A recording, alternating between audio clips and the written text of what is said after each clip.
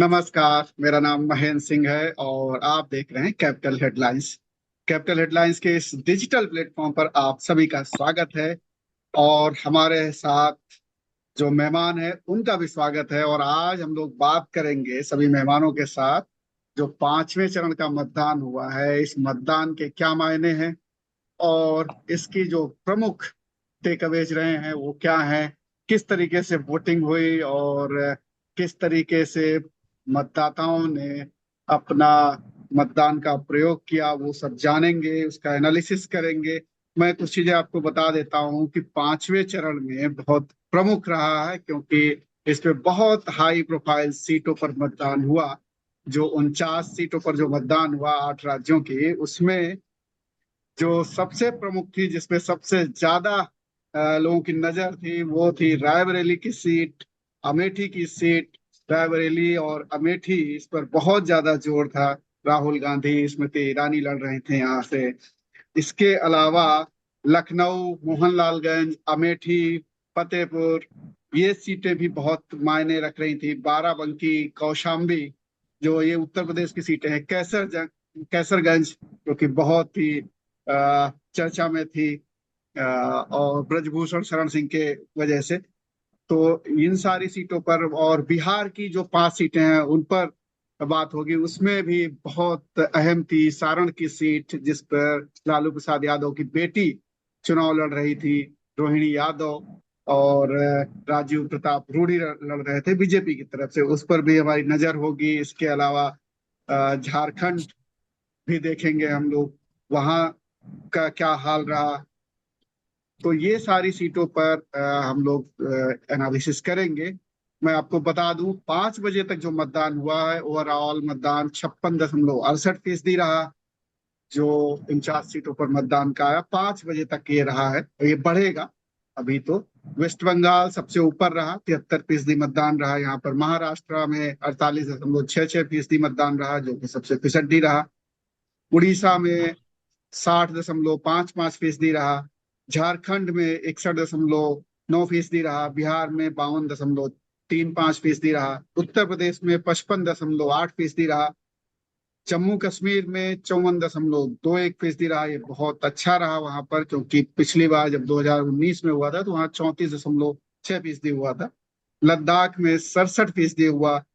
पिछली बार 2019 में 71% था। तो ये उस आंकड़े तक पहुंच जाना चाहिए, क्योंकि ये 5 बजे तक आंकड़े हैं। तो कमोबेश जो 2019 में मतदान हुआ था उन्हीं के आसपास ये आंकड़ा मुझे लगता है कि बैठेगा, क्योंकि अभी 5 बजे तक के ये आंकड़े हैं जो मैं आपको बता रहा हूँ।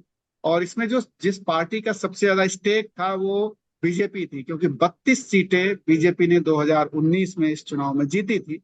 शिवसेना ने 7 सीटें जीती थी, टीएमसी ने 4। कांग्रेस के पास केवल रायबरेली की सीट थी, तो उसका कोई स्टेक नहीं है ज्यादा। इस रायबरेली के अलावा जो भी सीट जीतेगी तो वो उसके लिए फायदेमंद ही होगा। इस तरीके से बीजेडी, जो बीजू जनता दल है, वो 2 सीटें थी। एलजेपी के पास 1 सीट थी। और नेशनल कॉन्फ्रेंस के पास 1 सीट थी। नेशनल कॉन्फ्रेंस वही अभी जम्मू कश्मीर से जो लड़ रहे हैं, नेशनल कॉन्फ्रेंस के अध्यक्ष, तो उनकी सीट पर भी कांटे की टक्कर देखी जा रही है। तो सबसे पहले चलेंगे हम, वात्सल्य राय जी हमारे साथ कंसल्टिंग एडिटर हैं कैपिटल हेडलाइंस की। वात्सल जी, आपका स्वागत है। आपने जी भी नमस्कार महेंद्र जी, सभी देखने वालों को भी नमस्कार। इस चरण पे बड़ी नजर रखी, क्या कहता है आपका एनालिसिस? देखिए, एनालिसिस के बारे में आपने बता दिया कि भारतीय जनता पार्टी के लिए सबसे ज्यादा स्टेक पर हैं ये 49 सीटें। और मैं एक चीज और आपको याद दिलाना चाहूंगा कि आज 20 मई है। और ठीक एक महीने पहले 19 अप्रैल को पहले चरण की वोटिंग हुई थी। 102 सीटों पर वोट डाले गए थे। और यह पांचवा चरण आज पूरा हो गया है। मतलब अभी फाइनल टैली आई नहीं है कि कितने परसेंट वोटिंग हुई, लेकिन आज का मतदान समाप्त हो गया है। जम्मू कश्मीर से लेकर महाराष्ट्र और पश्चिम बंगाल तक अ, कई राज्यों में आज वोट डाले गए। और मैं सबसे ज्यादा बधाई देना चाहूंगा सारे वोटर्स जो निकल रहे हैं, और नेताओं को भी। रिजल्ट क्या होता है नहीं होता है, ये तो 4 जून को पता चलेगा, क्योंकि पूरा उत्तर भारत, पश्चिम भारत, मध्य भारत, जिसे कहा जाए भयंकर गर्मी से इस समय तप रहा है, लू चल रही है। दिल्ली में जहां 25 मई को वोटिंग होनी है वहां रेड अलर्ट है। पिछले कई दिन से हम भी ग्राउंड पर हैं, जमीन पर हैं, तो देख रहे हैं। जैसे दिल्ली में तो मैं खास तौर पर नेताओं को देख रहा हूं कि वो सुबह जल्दी ही प्रचार अपना शुरू कर देते हैं 7 बजे के करीब, और 12-1 बजे तक उनका प्रचार का एक दौर समाप्त हो जाता है। उसके बाद शाम को 4 बजे से प्रचार शुरू होता है। लेकिन उत्तर प्रदेश की जिन सीटों पर आज चुनाव हुआ है, अमेठी, रायबरेली से लेकर लखनऊ तक, और उड़ीसा में भी, बिहार में भी, वहां लगातार उम्मीदवार चाहे वो किसी भी पार्टी के हों लगातार मैदान में नजर आ रहे हैं। और कार्यकर्ताओं का उत्साह, वर्कर्स का, नेताओं को सुनने वालों का उत्साह भी गजब का जोश दिख रहा है।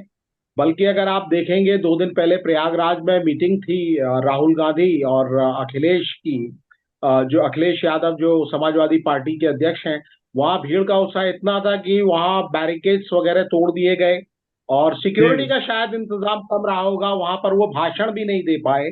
स्थिति ये हो गई, दूसरी जगह जाकर उन्होंने भाषण दिया। ये तो एक बात है उत्साह की, गर्मी की, स्थिति की, इसके बीच में भी जो लोग निकल रहे हैं। और जैसा आपने जम्मू कश्मीर का बताया, बारामूला में आज वोटिंग हुई और जिस तरह से रिकॉर्ड टर्नआउट वहां पर नजर आया है, इससे पहले श्रीनगर में भी हमने देखा, तो ये भी काबिले तारीफ है। क्योंकि ये एक ऐसे दौर में जम्मू कश्मीर के मतदाता निकल कर आ रहे हैं जब हम पाक ऑक्युपाइड कश्मीर, जिसे पाक के कब्जे वाला कश्मीर कहते हैं, और भारत का जो हिस्सा है, पाकिस्तान ने उसको कब्जाया हुआ है, उस हिस्से में जब हम ये सुन रहे हैं कि 800 रुपए किलो आटे की कीमत हो गई, बिजली नहीं मिल पा रही है, बाकी चीजें हो रही है, लोग परेशान हो रहे हैं, गोलियां चल रही है, इसके बीच में जम्मू कश्मीर से इतनी खूबसूरत ये लोकतंत्र की तस्वीर नजर आती है। और यही तस्वीरें जो है लोकतंत्र में हमारा भरोसा, विश्वास मजबूत करती है। रिजल्ट क्या आएगा, कौन सा पार्टी जीतती है, कौन सी हारती है, उसकी बाद में समीक्षा हो सकती है, वो नीतियों के आधार पर हो सकता है। लेकिन लोकतंत्र की जो खूबसूरती है, जहां एक तरफ जो भारत का हिस्सा पाकिस्तान ने कब्जा किया है, वहां जिस तरह की दमन की नीतियां लागू हुई, वहां जनता परेशान है। और यहाँ लोग अपने जनप्रतिनिधि को चुनने के लिए लाइनें लगाकर वोट देने जा रहे हैं। एक रिकॉर्ड मतदान हो रहा है और पूरी दुनिया की इस पे नजर है। नहीं, घाटी की जो जहां तक तस्वीरें आई हैं वात्सल जी, मैं बस रोक रहा हूँ। घाटी की जो तस्वीरें आई, बहुत अच्छी तस्वीरें आई हैं, लाइन लगा के लोग वाकई में। और ये एक जी, बहुत लोकतंत्र के लिए बहुत अच्छी चीज है। लोकतंत्र के लिए अच्छी चीज है और पूरी दुनिया में एक संदेश जा रहा है कि भारत का लोकतंत्र जो है, यहाँ के जो हक की बात है, लोगों के अधिकार की बात है, जिस तरह की बात है, कश्मीर के लोग किस तरह से लोकतंत्र में विश्वास कर रहे हैं, निकल कर आ रहे हैं, बहुत ही शानदार तस्वीरें हैं। कश्मीर से तो जो तस्वीरें आई हैं वो तो शानदार हैं ही। इसके अलावा जैसे मैं आपको बता रहा था कि पूरा उत्तर भारत इस समय तप रहा है, भट्टी बन गया है। अगर 56% वोटर्स भी निकल कर आ रहे हैं बिहार में और उत्तर प्रदेश में, तो उनको भी सलाम करने की जरूरत है कि वो जिस तरह का शुरुआत में उदासीनता दिखी, 19 अप्रैल, 26 अप्रैल, फर्स्ट 2 फेजेस में जो उदासीनता दिखी, वो कहीं ना कहीं टूट रही है। मुकाबला कड़ा है जमीन पर। हमें मालूम है कि भारतीय जनता पार्टी का ज्यादा साख दांव पर है, क्योंकि पिछली बार जैसा आपने बताया 49 में से 32 सीटें उन्होंने जीती थी। बावजूद इसके वोटर्स किसे वोट कर रहे हैं, इसका अलग अलग एनालिसिस हो रहा है। हमारे पास भी रिपोर्ट्स आ रही हैं, वो रिपोर्ट्स ग्राउंड से भी आ रही हैं, बाकी जगह से भी आ रही हैं। लेकिन सबसे अच्छी बात है कि लोग निकल कर आ रहे हैं। अगर हम अब उत्तर प्रदेश और बिहार की बात करें, जहां पर लोग जानना चाह रहे थे, क्योंकि बड़े हाई प्रोफाइल लोग खड़े थे, और इस चरण में 9 मंत्री, जैसा आपने बताया ही शुरुआत में, अगर हम महाराष्ट्र की बात करें, जहां पर आज 13 सीटों पर वोटिंग हुई, और इन 13 सीट के साथ पश्चिमी भारत में मतदान की प्रक्रिया पूरी हो गई। गुजरात में पहले ही वोटिंग कंप्लीट हो चुकी थी। आज महाराष्ट्र में भी 13 सीटों के साथ कंप्लीट हो गई, जहां पीयूष गोयल मुंबई से चुनाव लड़ रहे थे। मुंबई में, महाराष्ट्र में बहुत कुछ दांव पर है, क्योंकि पिछली बार जैसे आपने बताया कि लगभग 9 सीट शिवसेना ने जीती थी। वो संयुक्त ताकत थी, संयुक्त शिवसेना थी। अब शिवसेना के टुकड़े हो गए हैं। उद्धव ठाकरे की शिवसेना अलग है और शिंदे जो वहां के मुख्यमंत्री हैं उनकी शिवसेना अलग है। तो वहां पर पीयूष गोयल चुनाव लड़ रहे थे और बहुत कुछ दांव पर भारतीय जनता पार्टी के लिए, शिवसेना के लिए भी है, एनसीपी के लिए भी है। अब सब कुछ जो है वोटिंग मशीनों में दर्ज हो चुका है। अगर हम उत्तर प्रदेश की बात करें तो यहाँ राजनाथ सिंह जो रक्षा मंत्री हैं, भारतीय जनता पार्टी के पूर्व अध्यक्ष हैं और भारतीय जनता पार्टी के सबसे कद्दावर नेताओं में है, वो उनके भाग्य का भी वोटरों ने आज फैसला किया। राहुल गांधी जो वायनाड में पहले उन्होंने केरल में वायनाड से भी वो खड़े हैं, उसके बाद रायबरेली से उन्होंने पर्चा दाखिल किया। उनके लिए लगातार प्रियंका गांधी जो कांग्रेस की महासचिव है लगातार मैदान में डटी रही। और बराबर की सीट अमेठी, उसमें भी बड़ी दिलचस्पी है क्योंकि स्मृति ईरानी ने पिछली बार राहुल गांधी को हराया था। इस बार केएम शर्मा वहां से उन्हें चुनौती दे रहे हैं। भारतीय जनता पार्टी का दावा है कि राहुल गांधी डर के रायबरेली चले गए, जबकि कांग्रेस का दावा है कि राहुल गांधी केवल एक सीट पर फंस कर नहीं रहना चाहते थे और अमेठी के लोग इस बार हिसाब बराबर कर देंगे। तो वहां से ग्राउंड से भी जो बराबरी की और कांटे की एक टक्कर की जानकारी आ रही है। अमेठी के लोग चाहते थे कि गांधी परिवार से कोई खड़ा हो, लेकिन केएम शर्मा को भी बड़े उत्साह के साथ वहां देखा गया। और जैसा कि राजनीतिक विश्लेषक बता रहे थे कि शुरुआत में केएम शर्मा की स्थिति जरूर कमजोर थी, लेकिन जैसा जैसा चुनाव का प्रचार आगे बढ़ा तो वहां उनकी स्थिति बेहतर होती चली गई। इसी तरह जब अगर हम बिहार का रुख करते हैं, जैसे आपने छपरा जिले की सारण सीट की बात की, जो कि किसी जमाने में माफ कीजिएगा, लालू प्रसाद यादव का गढ़ थी वो सीट, वहां से उनकी बेटी चुनाव लड़ रही है। लेकिन राजीव प्रताप रूडी जो 2014 में भी वहां से चुने गए, 2019 में भी चुने गए, इस बार बाजी पलटने के लिए वहां से हमें जमीनी जानकारी मिली है कि लालू प्रसाद यादव खुद इस पूरे चुनाव की मॉनिटरिंग कर रहे थे और लालू प्रसाद यादव एक एक बूथ तक पर एजेंट वहां पर नियुक्त कर रहे थे। और साथ में हमारे बाबा जी डॉक्टर सत्येंद्र जी हैं, ये बताएंगे जमीनी स्थिति के बारे में ज्यादा बेहतर तरीके से। लेकिन वहां भी बड़ा दिलचस्प मुकाबला है और बताया जा रहा है कि राष्ट्रीय जनता दल को जिन सीटों को बिहार से जीतने की सबसे ज्यादा उम्मीद है उसमें सारण की सीट भी है। हाजीपुर में भी आज ही वोटिंग हुई, जहां से चिराग पासवान खड़े थे। चिराग पासवान को लेकर भी है कि उनके लिए पहले उनके पिताजी इस सीट का प्रतिनिधित्व करते थे। इसी सीट से चुनाव लड़ने के लिए उनकी अपने चाचा से बिगड़ गई और बिगाड़ खाता इतना बढ़ गया कि पहले चाचा नाराज हुए, बाद में भतीजे नाराज हुए। पहले चाचा बीजेपी की गोद में थे और बाद में भतीजे को बीजेपी ने अपना आशीर्वाद दिया।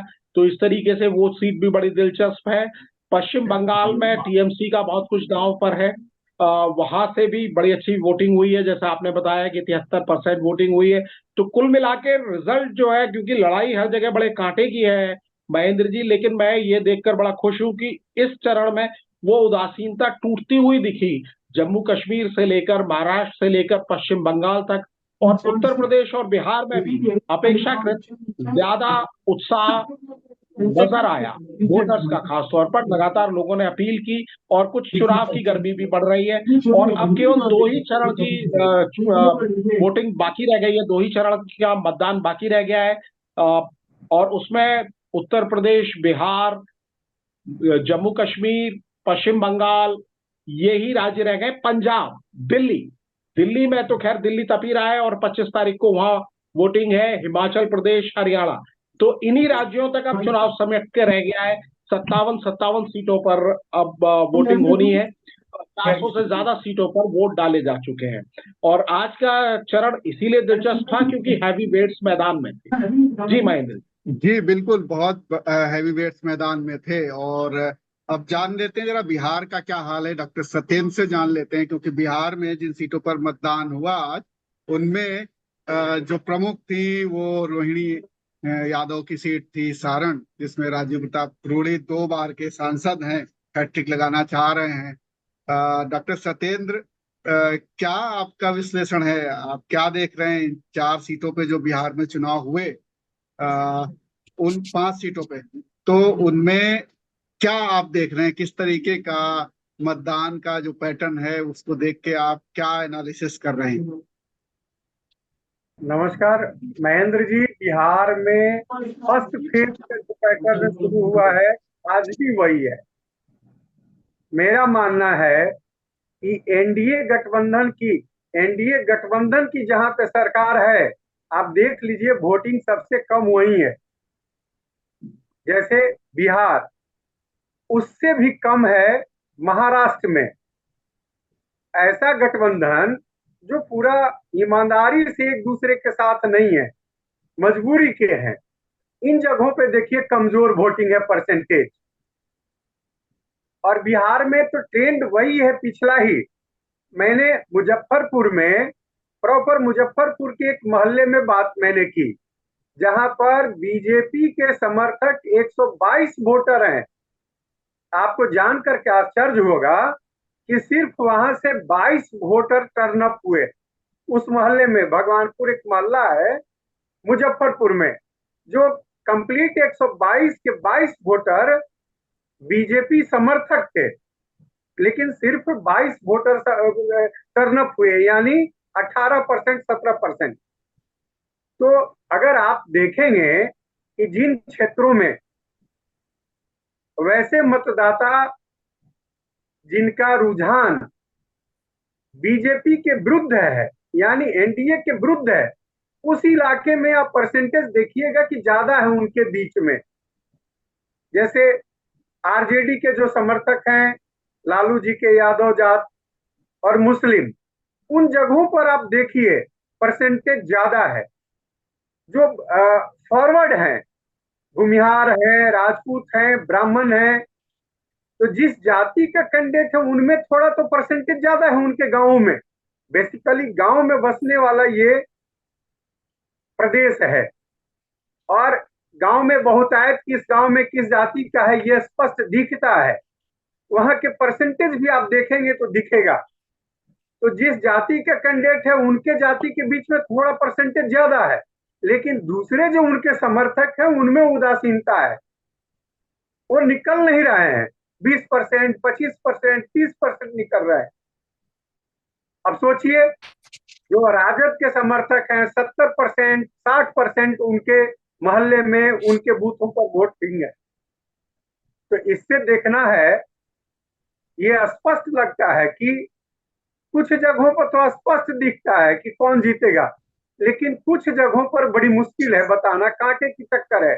जैसे हाजीपुर, जी जी डॉक्टर सत्येंद्र, यही जानना चाह रहा था। चिराग पासवान और रोहिणी यादव, बहुत लोग जानना चाह रहे होंगे कैसी टक्कर रही। इस बार मेरे ख्याल से सारण में कोई टक्कर नहीं है। किसके लिए? आरजेडी बड़े आराम से जीतेगी। और चिराग पासवान के बारे में क्या कहना है आपका?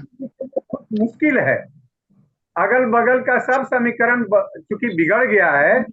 बगल में उनके महाराजगंज है, वहां और सारण जुड़ा हुआ है। सारण जिले का 4 असेंबली सेगमेंट महाराजगंज में है। तो दोनों जगह का जातीय समीकरण पार्टियों में बदला हुआ है। इसका असर भी पड़ रहा है दोनों कंस्टिट्यूएंसी पर। इससे दिखता है, अगर आकलन करेंगे, जिनको जानकारी होगी धरातल की, वो बता सकते हैं कि कितना क्या हाल है। स्पष्ट जीत होगी आरजेडी की सारण में, लालू प्रसाद की बेटी रोहिणी हत्याकांड की। मुश्किल में है रामविलास पासवान जी के पुत्र चिराग जी। उनके परिवार के लोग उनके साथ नहीं है। मैं नहीं कह रहा हूं, वो खुद कह रहे हैं कि चाचा वगैरह लोग हमारी मदद नहीं कर रहे हैं, विरोध कर रहे हैं अंदर अंदर। वहां भी वोटों का जो समीकरण है यह स्पष्ट इंगित करता है, अभी चुनाव हो जाने के बाद, यहाँ तो 6 बजे तक सब चुनाव समाप्त हो गया है, जो रिपोर्ट आ रही है कांटे की टक्कर है। मुजफ्फरपुर में भी वही हाल है। पूर्व प्रत्याशी, पूर्व एमपी जो थे बीजेपी के, अभी कांग्रेस के कैंडिडेट है। और वहां जो मूल वोटर है, हमने बताया एक मोहल्ले में कि 122 में सिर्फ 22 देने गए, तो उस जमायत में वोटिंग है 20 से 25%। और जो ये महागठबंधन के हैं वोटर, उनके परसेंटेज अधिक है। वो निकल रहे हैं, उत्साहित हैं, मेहनत कर रहे हैं, दे रहे हैं वोट। और ये निराश हैं, उदास हैं, जो भरना चाहिए उत्साह, मोदी जी शायद सफल नहीं हो पा रहे हैं। ये हाल है। जी डॉक्टर सत्येंद्र, अब चलते हैं यही कुणाल अतुल। हाल ही में कुणाल अतुल कृष्णा हमारे साथ हैं सीतामढ़ी। झारखंड से। जी डॉक्टर सत्येंद्र, लौटूंगा आपके पास। चर्चा में जोड़ लेते हैं कुणाल अतुल कृष्ण जी को। झारखंड से कुणाल जी, आपका स्वागत है कैपिटल हेडलाइंस में। झारखंड में तो ठीक ठाक मतदान हुआ कुणाल जी। और उम्मीद है कि जी पिछला जो रिकॉर्ड है उससे 1-2% आगे ही जाएगा, क्योंकि 5 बजे तक का जो अनुमान आया है अभी तक डेटा, वो 62% करीब है। और पिछले 2019 में 65.56% था, तो उम्मीद है कि वो पार कर जाएगा। क्या देख रहे हैं आप, जो 3 सीटों पर मतदान हुआ, किस तरीके से आपको जमीन पर नजर आया कुछ? जी, महेंद्र सिंह जी, धन्यवाद आपका। जैसा कि अभी वात्सल्य राय जी को मैंने सुना और डॉक्टर सत्येंद्र जी को बिहार से सुना, यहाँ पे भी झारखंड में भी पोलिंग परसेंटेज कम है। 3 आज सीटों पे चुनाव हुए हैं, जिसमें चतरा है, हजारीबाग है और कोडरमा है। चतरा और हजारीबाग कोडरमा में अगर पोलिंग परसेंटेज देखा जाए 2019 की अपेक्षा, तो 2019 में हजारीबाग में 70.7% मतदान हुए थे। जबकि अभी 6 बजे तक के रिपोर्ट के अनुसार हजारीबाग में कुल मतदान 63.66% हुए हैं। अभी मैं रास्ते में ही हूँ, ट्रेवल कर रहा हूँ, मैं देख रहा हूँ पोलिंग पार्टियां जा रही हैं, बैलेट बॉक्स को, ईवीएम मशीन को जगहों पे पहुंचा रही हैं। इसी तरह अगर देखा जाए कोडरमा में तो 61.60% वोटिंग हुई है। और चतरा, जो कि एक बहुत ही पिछड़ा इलाका है झारखंड का, उग्रवाद प्रभावित भी रहा है, यहाँ दोपहर 3 बजे तक 54.74% मतदान हुए थे। और शाम 6 बजे तक के रिपोर्ट के अनुसार 60.25% मतदान हुए हैं। काफी अच्छा है। पूरे भारत में मतदान फीसदी कम हुए हैं, लेकिन झारखंड के लोगों ने बढ़ चढ़कर इसमें अपना योगदान दिया, इस पर्व में को सफल बनाने में। और पूरा भारत अभी, जैसे कि आप जान रहे हैं, कि गर्मी से, धूप से तप रहा है, लेकिन झारखंड में पता नहीं क्यों 4 दिन से मौसम बड़ा अनुकूल है। रांची में भी बारिश हुई थी, हजारीबाग में भी मौसम बड़ा सुहाना रहा। शुरुआती दौर में काफी अच्छा वोटिंग हुआ, लेकिन दोपहर में थोड़ा सा मतदान फीसदी कम हुआ। जो आगे 3 बजे के बाद जब धूप थोड़ी कम हुई, तो लोगों ने निकलकर वोट किया। और आपको बताएं सत्येंद्र जी, जैसे आज बहुत सारे दिग्गजों की किस्मत ईवीएम मशीन में डाल दी गई है, लोग अपना मत डाल दिया है। तो झारखंड के भी बहुत सारे ऐसे लोग हैं, 3 लोग हैं, जहां आप देखेंगे कि यशवंत सिन्हा के पुत्र जयंत सिन्हा, जो हजारीबाग से 2 टर्म के एमपी रहे हैं, कैबिनेट मिनिस्टर भी रहे हैं, लेकिन इस बार उनका पत्ता साफ कर दिया गया और उनकी जगह पे मनीष जायसवाल जी को यहाँ पे टिकट दिया गया। मनीष जायसवाल के विपक्ष में कांग्रेस की तरफ से खड़े हैं जेपी भाई पटेल, जो कि झारखंड के बहुत पुराने नेता थे, स्वर्गीय टेकलाल महतो जी के पुत्र हैं। उनका भी बहुत बड़ा योगदान रहा, लेकिन टेकलाल जी के साथ एक स्थिति रही कि जब तक वो रहे तो जेएमएम के साथ रहे, लेकिन जैसे ही जेपी भाई पटेल आए तो जेएमएम से उन्होंने बीजेपी का रुख किया। बीजेपी से फिर वो वापस अभी कुछ ही दिन पहले कांग्रेस में आ गए हैं। इलेक्शन के जब सीट डिक्लेयर हुए, तो वो बीजेपी का दामन छोड़ करके इस बार कांग्रेस में आ गए हैं। तो उनका लगभग मिला जुला रुझान है झारखंड में। एक अहम जी सीट जो कोडरमा है, जहां भी मुख्यमंत्री हमारे प्रधानमंत्री मोदी जी ने जिस दिन नामांकन अपना खुद का दाखिल किया वाराणसी से, उसी दिन उन्होंने एक कैंपेन किया था कोडरमा में। कोडरमा और गिरिडीह की जनता वहां पे पहुंची थी। तो अन्नपूर्णा देवी जी, जो 2 टर्म से यहाँ की एमपी रही हैं, कोडरमा को रिप्रेजेंट किया है उन्होंने बीजेपी की ओर से, इस बार उनके लिए एक कांटे की टक्कर है। क्योंकि झारखंड के एक बहुत पुराने नेता महेंद्र सिंह, कॉमरेड महेंद्र सिंह, उनके पुत्र विनोद सिंह जी इस बार चुनाव में हैं, जो इंडिया गठबंधन की ओर से अपना वो कोडरमा को रिप्रेजेंट कर रहे हैं। लेकिन कॉमरेड विनोद सिंह के पुत्र के बारे में ये कहना है, महेंद्र सिंह के बारे में, कि जब भी वो झारखंड के विधानसभा में अपना बात रखते हैं, बड़ा मुखर होकर के वो बातों को रखते हैं, काफी प्रभावशाली हैं। मोदी जी की रैली के बाद उनकी भी रैली हुई, उस रैली में काफी भीड़ देखा गया। तो ये भी मुझे लगता है कि बीजेपी के लिए एक अन्नपूर्णा देवी जी को अपना सीट बचाने के लिए सोचना पड़ेगा। जैसा लोगों का रुझान है, जैसा भीड़ जी। बता रहा है, तो, जैसे लोग तो बता रहे थे। कुणाल जी, इसका मतलब यह है कि स्टेक तो बीजेपी का ही लगा हुआ वहां पर। अगर कांग्रेस जी या जी जेएमएम गठबंधन जो है वो अगर एक आध सीट जीत लेता है तो नुकसान तो बीजेपी का ही होना है, जी, क्योंकि ये सारी सीटें अभी तय है। बीजेपी के पास ही हैं। बिल्कुल। तो कुल मिला के जी जी ये जी कहा जा सकता है कि पांचवें चरण में जो सबसे ज्यादा स्टेक लगा हुआ है वो बीजेपी का लगा हुआ है। बाकी कांग्रेस और गठबंधन के जी को ज्यादा कुछ हारने के लिए कुछ नहीं है। जो भी कुछ अगर मिलेगा तो वो जीत ही मिलेगी, और सीटें कुछ बढ़ा सकते हैं तो वो फायदा ही होगा। इस चर्चा जी। में भाग लेने के लिए कुणाल जी आपका शुक्रिया। डॉक्टर सत्येंद्र, महेंद्र आपका सिंह भी जी, शुक्रिया। मैं जी मैं आपको एक चीज बताना चाहूंगा। पूरे भारत में जहां लोकसभा चुनाव का एक मौसम बना हुआ है, झारखंड में एक आज उपचुनाव भी हुए हैं, जहां जी पूर्व मुख्यमंत्री हेमंत सोरेन जी की पत्नी ने गांडे से नामांकन दाखिल किया था। आज वहां भी चुनाव हुए हैं। बीजेपी की ओर से दिलीप वर्मा जी उनके विरोध में खड़े हैं। लेकिन आज जो जनता का रुख दिखा और जैसा रैली कल्पना सोरेन जी ने किया, ताबड़तोड़ रैली किया एक विधानसभा सीट के लिए, वो जी काबिले तारीफ है। यहाँ भी वोटिंग परसेंटेज 66.45% रहा। ये गिरिडीह का एक क्षेत्र है, गिरिडीह एक जिला है, वहां से एक उपचुनाव भी था। तो मैं चाहता हूँ कि ये भी आपको पता लगे कि एक उपचुनाव भी आज जी जी हुआ। जी जी। तो कुणाल जी, आपका बहुत बहुत शुक्रिया। आपने बड़ा अच्छा एनालिसिस किया दर्शकों के लिए। डॉक्टर सत्येंद्र, आपका भी शुक्रिया।